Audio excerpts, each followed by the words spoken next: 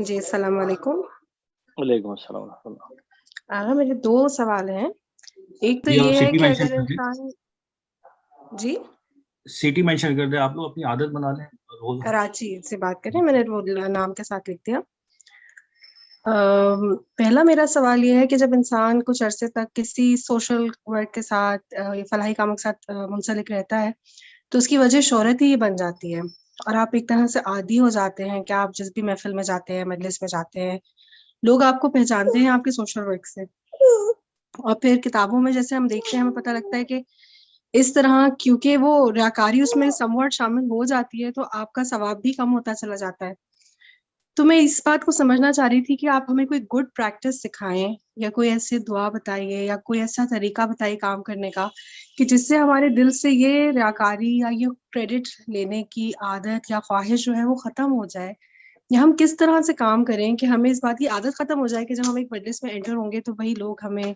متعارف ہی اس طرح کرائیں گے کہ جی یہ اس اچھے کام سے ایسوسیٹڈ ہیں. یہ میرا پہلا سوال تھا. دوسرا میرا سوال یہ تھا کہ آپ کی مجالس میں ایسے کچھ ریفرنسز ہوتے ہیں جن کو بعد میں ہم یہ چاہتے ہیں کہ ہمیں وہ ریفرنس مل جائے، تو اس کے لیے اگر آپ سے رابطہ کرنا چاہیں کہ کوئی چیز اگر آپ نے بیان کی ہے تو وہ کہاں سے پڑھی ہے، تو کیا کوئی لنک ہے کہ جہاں پہ آپ کو یہ میسج دے دیا جائے فیس بک پہ یا واٹس ایپ گروپس پہ؟ تو آپ تھوڑا سا اس کے بارے میں گائیڈ کیجیے گا. جزاک اللہ. خیر، جو پہلا آپ نے سوال کیا ہے اس کے اندر جو بحث ہے ساری وہ یہ کہ ہمارے استاد یہ کہا کرتے تھے کہ جب بھی کبھی آپ کی کہیں تعریف ہو رہی ہے اور آپ کو اس چیز سے متعارف کروایا جا رہا ہو عمل سے، تو انسان اسی وقت یعنی جس وقت یہ جملے ادا ہو رہے ہوں اپنے دل میں اپنے آپ کو متوجہ خدا کی طرف کرے اور استغفار کرے اور یہ سوچے اور خدا کے حضور دل میں کہے کہ پروردگار، جیسا کہ حضرت امیر علیہ الصلوۃ والسلام کی جملے دعائے کمیل کے کم من ثناء جمیل لست اہلا لذلک نشرتہ، پروردگار کتنی ہی تعریفیں ایسی ہیں جو تو نے لوگوں کے درمیان پھیلا دی ہیں لیکن میں اس کا اہل نہیں ہوں.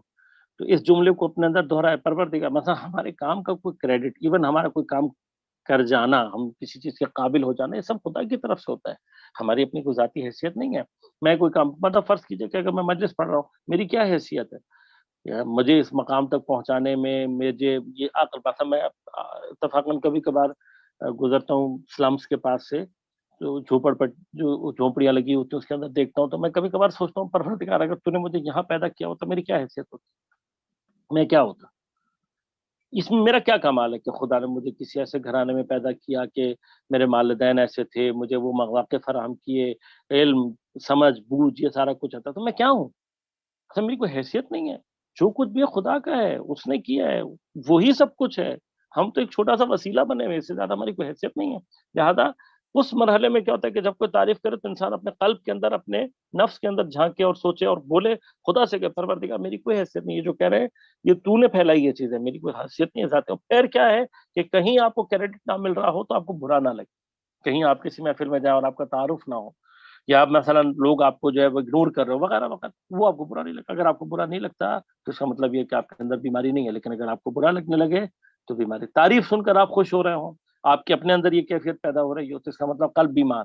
لیکن اگر اس تعریف کے آنے پر آپ دوبارہ اپنے اندر سوچیں، غور کریں اور کہیں پروردگار میری کیا حیثیت ہے، میری کوئی حیثیت نہیں ہے، تو اس کا راستہ بظاہر اسی طرح سے، اور اس کی پریکٹس کی ضرورت ہوتی ہے کہ بار بار انسان اپنے آپ کو بھی یقین دلاتا رہے پروردگار میری حیثیت کیا ہے.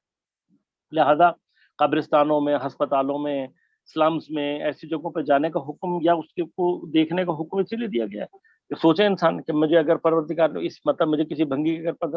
پیدا کر دیا ہوتا تو میں کیا ہوتا، مجھے اگر اللہ نے کسی مثلا کافر کے گھر پیدا کر دیا ہوتا تو میں کیا ہوتا،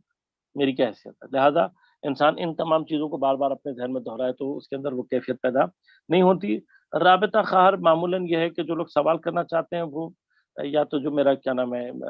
یو فون کا ایک نمبر ہے، اس کے اوپر وہ واٹس ایپ پہ آپ اگر مطلب وائس کر دے تو میں اس کو جواب دے دیتا ہوں، یا یہ کہ فیس بک پر بھی اگر کوئی سوال کر دے تو وہ چونکہ میڈیا ٹیم چلاتی ہے تو اس میں تھوڑا سا ٹائم لگ جاتا ہے کبھی کبھار کہ وہ سوال میرے تک بھیجیں اور وہ مجھے پہنچے، لیکن اس ذریعے سے بھی ہو جاتا ہے.